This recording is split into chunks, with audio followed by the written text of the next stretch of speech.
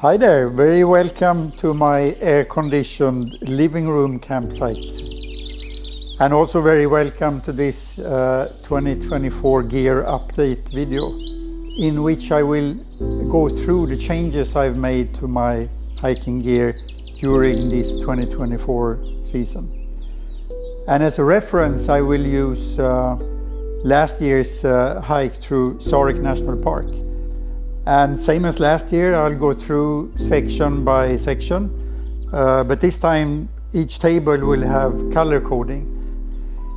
And I would say this continuous balancing act between going as ultralight as you can versus being really comfortable, that has definitely been the trigger for some of these changes, as you will soon see. And yeah, so let's not waste any more time, and let's then start by revisiting Big 3 to see what I have changed there. Okay, so in Big 3, let's start at the top of the table with my tent, the Durston X Mid 1 Solid. I'm still very happy with this one. It served me very well through strong wind, heavy rain, etc. So no doubt I'm keeping this one. And then if we move on to trekking poles, there's obviously 2 trekking poles holding up the tent here. I got a third one, same Gossamer Gear LT5. And the main reason for that is because if I set up camp like 2 nights in the same spot, and I do some summit hike or exploration hike and with my camera, then I need a third trekking pole as a monopod for the camera. I'll get to that more in the camera section. All right, so that's the reason for a third trekking pole. If we then move on to the sleep system, so I've been very happy here with my sleeping quilt and lightened equipment. So I see no reason to replace that. I have been interested in the Zenbv sleep system, but it's so expensive. So what I did, I just got the ultralight sheet. I'm sure I'm not the only one in the world to have done it in this way. So I got the ultralight sheet, and then I sewed on myself loops here on my sleeping quilt with a diameter here that just fits the hooks on the Zenbv sheet, so it just clicks on like this, so they don't come out easily, right? All right, so that was my own customization of my quilt. So 4 on this side, 4 on the other side. So then I have sort of the kind of draft protection as you get with the full Zenbv solution, but I have my own sleeping quilt instead. So that has worked well throughout this season. Pillow, I have the same Z-Pack dry bag with the C2 Summit inflatable inside, and then I top up with the down jacket or whatever other clothes I have spare to make it a bit higher. All right. However, all my headaches in the sleeping system area has been with my sleeping pad, Big Agnes Zoom Ultralight insulated. And what's happened is I've developed inseam leaks at a rate of like every 4th or 5th night I have an inseam leak, and then I have to find it, right, when you're out on trail, and I have to patch it up. And all these leaks have happened in the center here of the sleeping pad. I have not overinflated the sleeping pad. I weigh 84 kg, very normal weight for a guy like me. And the only thing I've been doing is, of course, when I wake up in the morning, I sit up. So my bum then is on the midsection when I start to prepare breakfast, right, in the tent. And that's the area where all of the leaks have developed. I have obviously been in touch with Big Agnes, actually a few times, because their email system sucks. All my emails to them sort of disappear. And at one point they did say they will send a new sleeping pad.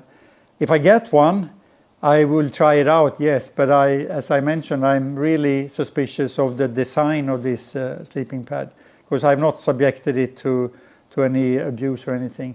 It's either a design flaw or it's a production flaw. There is something wrong with this sleeping pad for sure. So that's been a long story, but let's move on to this backpack. For those of you who saw my gear video last year, you probably noticed that I try to make my Z-Packs Arc Blast backpack more comfortable by adding some lumbar support here, sewing on some leather patches here on the hip belt so that the friction would be higher here so it doesn't glide down so easily. I have, however, had to give up on that because I really cannot reach the comfort I'm expecting to have on my hikes when I carry, say, around 17 kg. So what I did was I did finally buy a Fjällräven Keb 52 backpack. And so far, the hikes I've done this season with almost the same weight as I did in the other Sea-Packs backpack, it has been very comfortable thanks to the carry system, which is much more ergonomic than Sea-Packs, and really proper lumbar support and a really hugging hip belt, and of course fully adjustable. So far so good. I'm quite happy with this backpack. Of course, the drawback is it's 1.4 kg heavier than the Sea-Packs backpack. So what I've done in parallel to changing backpack is to go through my gear list and optimize in other areas.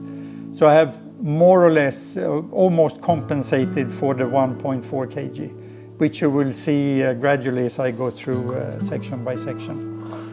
Okay. So that's all in the big three I wanted to share, I think. So next section. So cooking and what I've added in this section, camp comfort.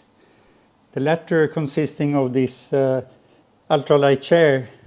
So this is a net edition. It didn't replace anything else. But I do plan to bring it as much as I can. One thing that I have skipped in the list is alcohol stove. I actually never really carried this. Initially, I intended alcohol stove to be a redundant fuel supply, but I haven't really done that. So what I did instead was 2 gas stoves, and I always have 2 gas canisters as well. And what I have replaced here is a windshield that was a bit heavier with a lighter one here that fits on both these gas stoves. One other net addition I have made, which doesn't replace anything, it just increases my weight, is this contraption here. Whenever it's suitable to make fire, to cook your food over an open fire, I can hook this onto 3 tree branches here, and then it holds the pot here over the open fire so I can cook the food. It's like an optional add-on. I don't always bring it, only when I know I really can use it, then I will bring it. So that's why it's marked blue in this list. All right, I think that's all. The rest is unchanged. So I think that's all to say in this section. Okay, so next. Time for clothing. First, briefly on your right here is what I normally wear on myself, so to say, so it doesn't go into my packing list, right? My boots, my hiking pants, convertible to shorts also, brand name Mammoth. My Morel hoodie, a thin inner sock and thicker outer sock. My Fjällräven hat here as well. And special insoles for my boots that fit my feet. And then the rest is sort of like optional or spare, depending on need. So one change I've made here is I got this Fjällräven Keb Eco shell jacket, because I realized the OMM Halo super light shell jacket and pants were really designed for trail running, not to wear a backpack and wear them out. So you see, like, they start to disintegrate like this. So it's too good to be true to use these for hiking. Although they were actually stopping rain quite effectively. So now I have to treat my Fjällräven shell jacket here to be water resistant enough, right? So if we then move towards this side here, so these are all, of course, like optional, but bandana I use quite a lot. What is new, one new thing I added was this sleeve for arm protection here. Basically to stop sun quickly if you walk in very sunny weather. It doesn't stop mosquitoes, but it does stop the sun. Then also entirely optional here is different spikes or crampons. So I have the micro spikes here that is only on the front part of the boot if I use it. Or I have the micro crampon here which cover the whole sole of the boot, but it's not really like full-fledged crampons. So these are depending on need and where I go, then I will bring either one. And then if we just move here towards the left, these are unchanged. Top and bottom merino wool, thin inner gloves with which you can use a smartphone, and then mittens, water resistant here as outside gloves, warm cap, of course down jacket, C-packs unchanged from before, and then also optional here proper sort of rain pants that really can withstand very long and heavy rain that are zipped all the way. I don't always bring these, but if I know I'm going to a place where it's really more weather like that, then these can be useful. And then spare here, spare socks, outer and inner, spare underwear, spare t-shirt. 2 of each underwear and t-shirt. Actually, I only need 1 because during a hike you can alternate between the clean one and then you wash it and you just alternate between two sets, right? But I have a second spare. Is basically when I arrive at the end of a hike somewhere, you finally can get a shower, you want to be really clean, then you have 1 set. So that's from experience I'm doing that. So, and another change I have made then is I skipped these Skinner's sock shoes. They're actually great, but they stay wet and then they're so heavy, so you sort of carry around the water from the river. So I changed to a cheaper and lighter, what do you call it, net shoes like this, which also work okay in the camp, sort of like camp shoes. So it's very, very lightweight, and it's just like a net, right? And then a rubber sole. So that's that. And I think that is everything then in clothing. Next. Okay, this section, navigation, communications, power and repair, will be very fast. It's unchanged compared to last year. I just added a USB wall charger in the list just to remind me that when I do a hike to lodges, then I need this one so I can charge in the lodge, right?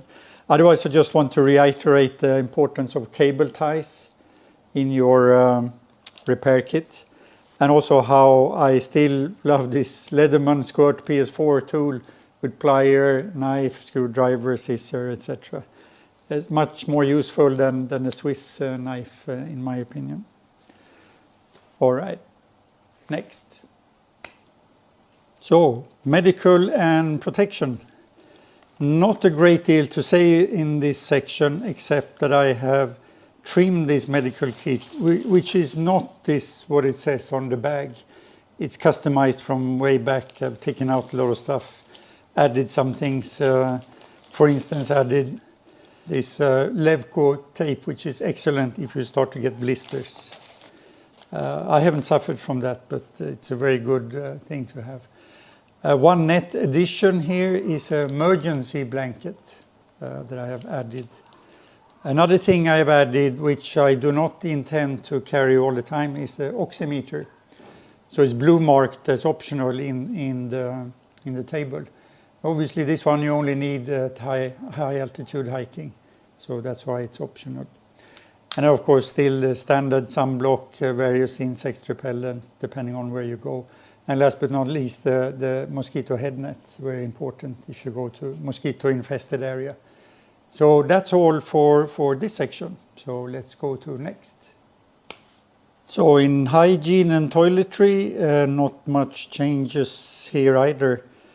The net addition is this clothesline here to fix between the tent and a tree or something else, which makes it easier to dry wet clothes outside the tent, right, when the weather is fine. What I have skipped is this nozzle here for like a bidet bottle. So I haven't really, I've brought this, but I haven't used it, so I'm skipping it. What I always bring instead is a pee bottle. So instead of getting up and going outside the tent in the middle of the night, you just have a pee bottle.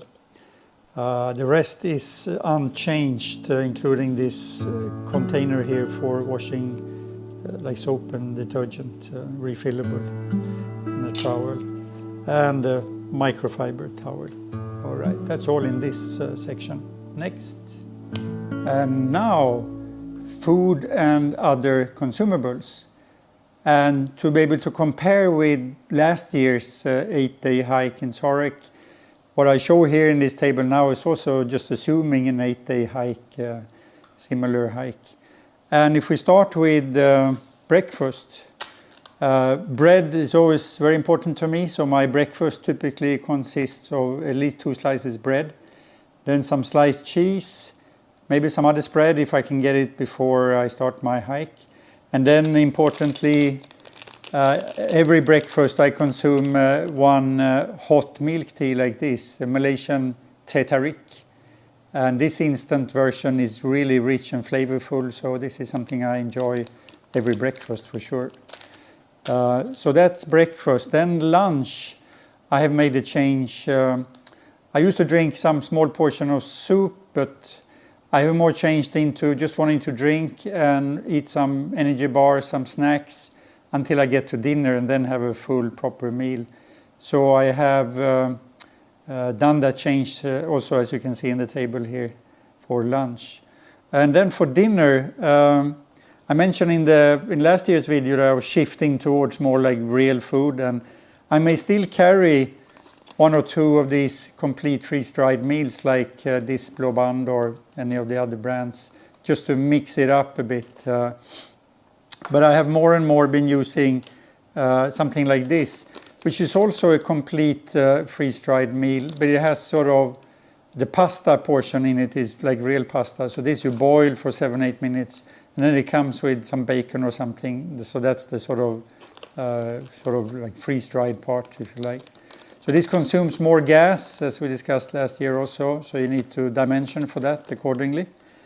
And then I'm more and more now sort of shifting towards using either mashed potato or pasta just as a base and cook that. And in the case of mashed potato, you don't have to buy this hiker freeze-dried stuff, which is normally more expensive. You can go to a supermarket, just get normal instant mash powder, portion it up as you want it, and then use that as a base. And then you get some sausage like this, for instance, or some other stuff that you cook as well to make it more like a real meal that you sort of compose together. So this is where I'm heading more and more towards this as I learn more.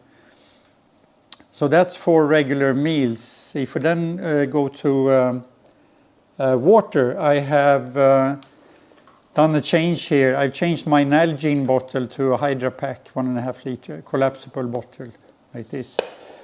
This one is, you gain a little bit weight when it's empty and when it's filled too, but yeah. And this one can also take actually 60-degree water. So if you want to use it as like a radiator, a hot bottle, warm bottle in your sleeping bag or sleeping quilt, you can do that as well. And then the other container I have is just a regular everyday use plastic bottle, regular thread here. So this one I will use for as long as I can until it really cannot use anymore, and then I recycle it. And then I have a Life Straw Peak Solar filter, which I only attach when I really use it. If I hike in Scandinavia, I don't need to use this filter. Somewhere else, I might use it. So that's water. Then when it comes to like candy, etc., my main candy is my chocolate bar, the usual, if I'm in Sweden, a Marabou chocolate bar. If I'm in another country, I always try to get the local chocolate bar, milk chocolate, to enjoy that. Beyond that, of course, the gas consumption, I have the rough calculation, same here as I showed last year. So then I typically choose between 230 gram or 100 gram gas canister. But I always pick 2, so I have redundancy in gas canisters, as I talked about earlier in the cooking section. And then finally, one optional thing that is always on my table here is the very expensive advanced MSR filter, which really can remove a lot of stuff, and it's very, very good when you hike in a place where you really cannot trust getting clean water anywhere during the hike. So I don't bring that normally when I go to Europe, but somewhere here in Asia, some parts, then I have used that filter. So I think that wraps up this section, food and other consumables. So let's go to next. Finally, we've come to the last section, camera and optical gear. And same as last year, my 2 main cameras remain my Fujifilm X-S20, which I'm shooting this with, and my GoPro Hero 10. I also mentioned earlier I really needed to optimize my total weight. So the main change to reduce the weight has basically been to replace my proper tripod with a mini pod and using the trekking pole. So for my Fujifilm camera, here I'm just showing with my old X-T20 instead. I use then the trekking pole as a monopod like this, which is actually not a bad compromise, because you can get to this mode very quickly and you can start shooting the wildlife, right? So that's for my Fujifilm camera. And then I also have then the mini pod, which I normally then carry here on the shoulder strap or the shoulder pad. And when it's sitting here, I can just do first-person view sort of recording as I hike along a trail like this here. Or I can quickly remove it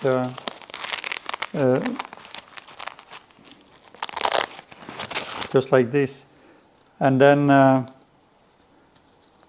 you have a tripod here that you can use with the GoPro for those kind of videos where you walk in or walk out.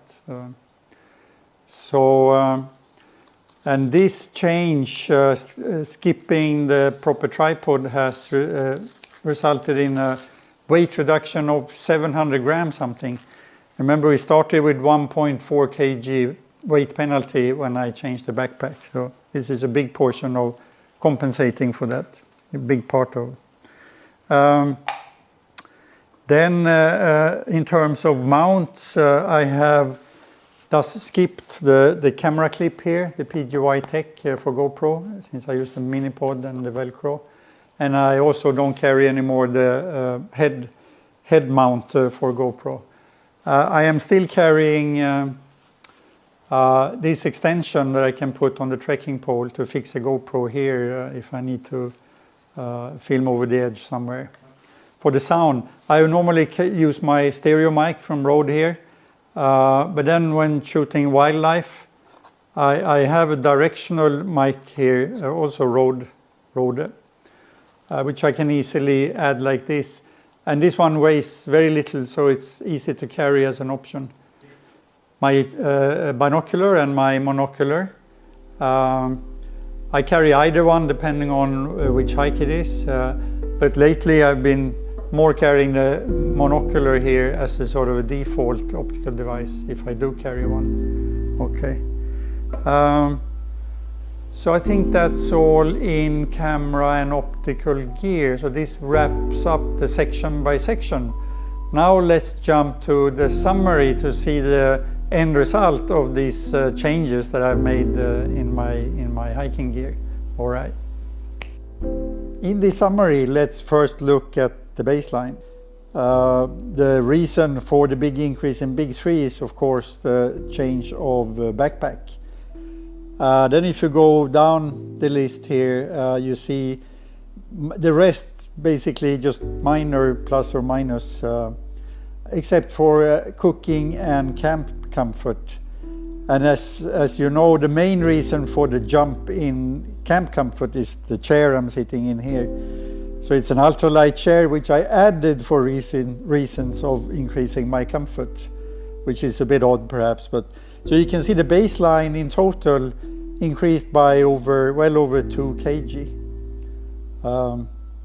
But if we then look at the total here, baseline plus consumables and camera optical gear, then you can see how I managed to optimize, in particular, my camera and optical gear, especially by skipping a proper tripod.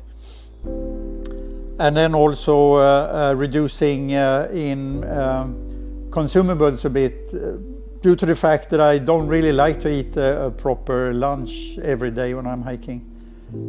So all in all, you can see the net result here is about 500 gram higher total weight. But then again, the main culprit, so to say, in that is this chair. If I remove this chair, I would have managed to sort of have very similar before and after total weight.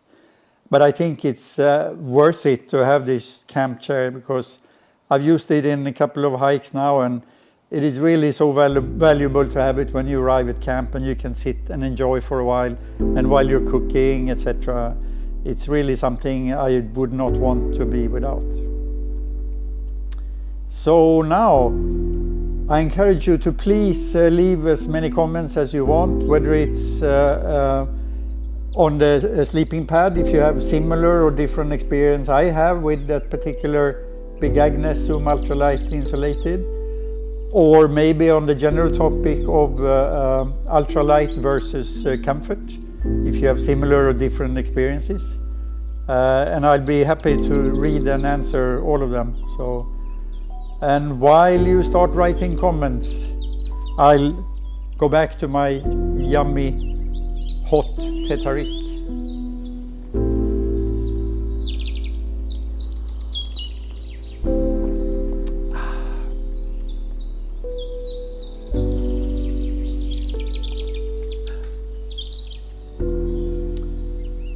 Happy hiking!